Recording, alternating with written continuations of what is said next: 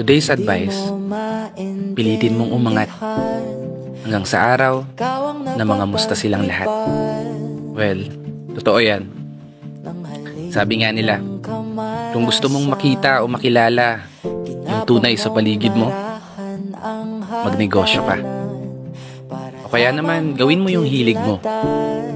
And trust me, mabibilang mo sila.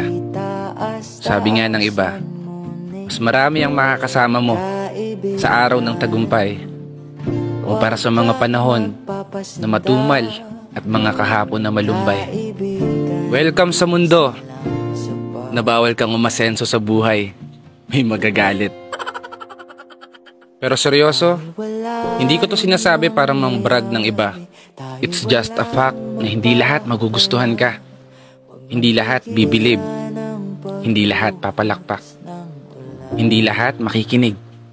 At hindi lahat makikisimpatya. Dahil parte ng paglalakbay ang may madaanan kang lubak. May ilan na makikisabay at meron din naman na makikisakay.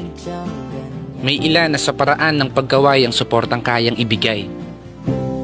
Ngunit asahan mo, kalakip nito ang ilang mga sumusubaybay na tanging pagbagsak mo ang kanilang hinihintay.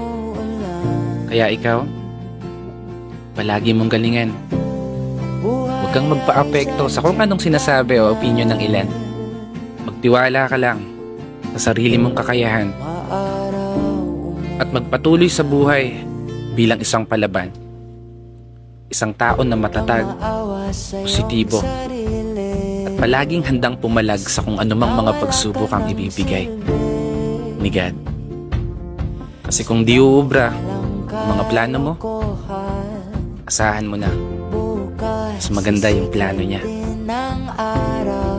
Pero bago magtapos ang video na to, gusto ko munang pasalamatan lahat ng mga taong patuloy na naniniwala at sumusuporta.